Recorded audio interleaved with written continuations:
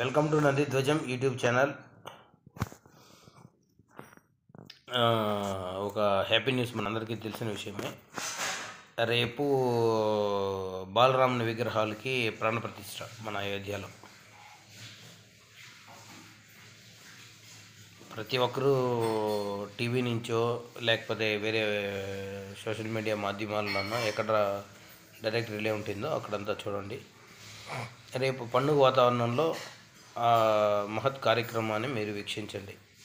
మన రామ విగ్రహాల ప్రతిష్టాపన. రాముడు ఒక కులానికో మతానికో ప్రాంతానికో దేశానికో కాదు, ఇప్పుండే ఎన్నో మతాలు పుట్టకముందే రాముడు దేవుడుగా కొనగబడినాడు. అతన్ని దేవుడిని మాదిరి చూశారు. ఇప్పుడు మనం మాట్లాడుకునే రకరకాల మతాలు ఉన్నాయి కదా, వేరే మతాలు. మీకు తెలిసి ఉంటుంది ఒక్కొక్క ఏ మతం ఎన్ని రోజులు ముందు పుట్టింది.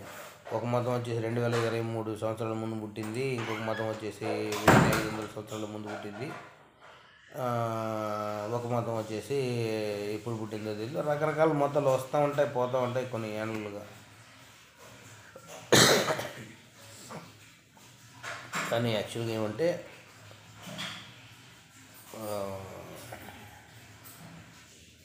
ఇది సనాతన ధర్మం, అంటే అనాదిగా వస్తూ ఉంది, ఎప్పటి నుంచో వస్తూ ఉంది మన మతం. ఆ కాలంలోనే రాముడు దేవుడిగా కొనియాడబడినాడు.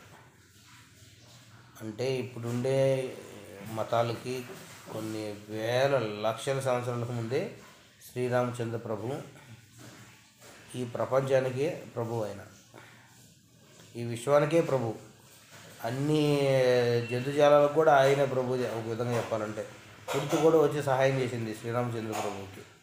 వానరులు కూడా సహాయం చేసినారు.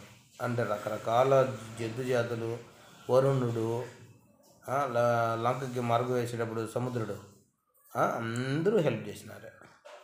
కాబట్టి ఆయన్ని ఈ విశ్వానికే ప్రభు అయిన శ్రీరామచంద్ర ప్రభు, అందులో నో డౌట్. ఆయన ఒక కులానికి మతానికి ఒక దేశానికి సంబంధించిన వాడు కాదు, ఒక మనిషి జాతికి సంబంధించిన వాళ్ళకి మాత్రమే దేవుడు కాదు, అన్ని జంతుజాలాలకి ఈ విశ్వానికి కూడా ప్రభు ఎవరు అంటే మన శ్రీరామచంద్ర ప్రభు. జై శ్రీరామ్.